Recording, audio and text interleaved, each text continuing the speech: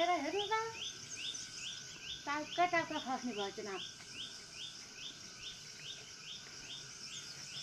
खाइदैन आउन आँटिदिएर खान्छ काट्ने नगाडी त्यही त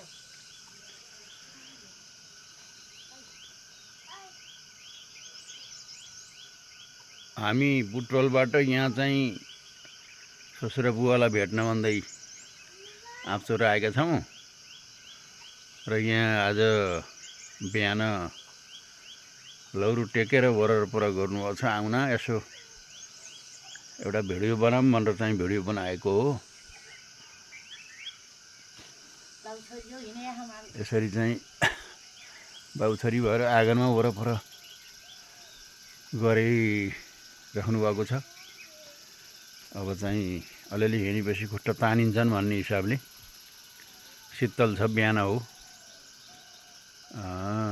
बाहिर जान नसके पनि आँगनमा यसो बिहानमा लौरो टेक्ने वरपर गर्ने गरेपछि नसाहरू तन्किन्छन्, खुट्टा खुम्चिन्नन् भन्ने हिसाबले यसरी प्र्याक्टिस गर्दै हुनुहुन्छ।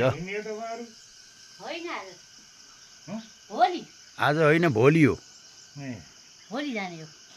आज हिँड्ने त यत्थेर त हिँड्नु पर्दो हो बाबा। तपाईँ चाहिँ यहाँ यसो वरपर गरेको मैले भिडियो बनाएको छु कि, त्यही भएर केही भन्ने भए भन्नुहोस्। के भनौँ र अब केही भन्नुहोस्। अब चाहिँ छुट्टै टाढा गयो भने फोन गर्दै गर्नु होला।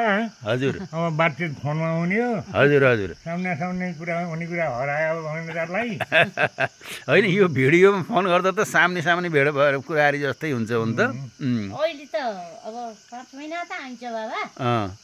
2-4 7 महिना आयो भने 5 महिना आयो भने अहिले त टाढा भइयो नि। केही समयलाई भइयो। टाढा भएपछि फोनमै दिनदिनै आएरै हुन्छ।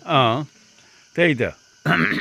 नबिर्से नि अब यहाँ मलाई खुट्टु खुट्टु होइन बाबा, बिर्सनु भने त नगयो भने यहाँ मेरो त काम केही छैन, अरूको काम केही भयो व्यस्त भने त बिर्सिन्छ। होइन, बिर्सन्नमा हामीले पनि त एकदमै चाहिँ मना त याद छ नि, जतिखेर पनि याद हुन्छ। बाबालाई फोन गरेर एकखेर नमस्कार बाबालाई गरेर हुन्छ बा, बाबालाई एकखेर नमस्कार गरेर अनि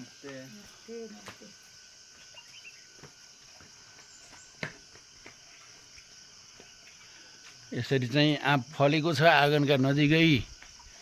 आँप आँगनमै खस्छन्।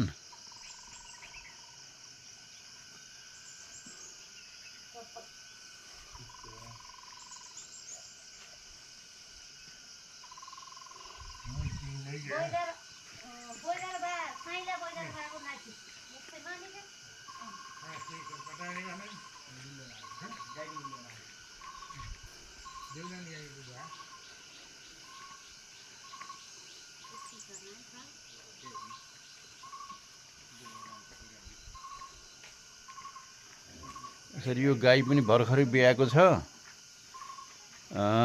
यो गाई चाहिँ यहाँ त कति बेत मस्तै बेत ब्यायो, बहुत दुध खुवायो। यो त गौमाता भनिन्छ। गौमाता भनेको त गाईले दुध दिने अनि हामीलाई पाल्ने भएर गौमाता भनेको, र हाम्रो राष्ट्रिय जनावर भएर पनि हामीले गौमाता भन्ने गर्छौँ। लक्ष्मी मानेर पूजा गर्छौँ गौमाताको। यसरी चाहिँ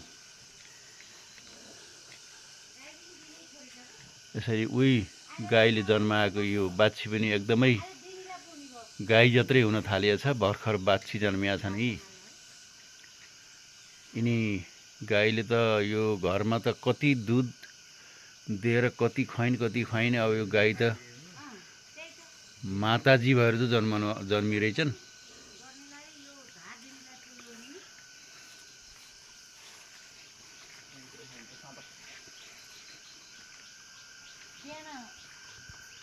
माछा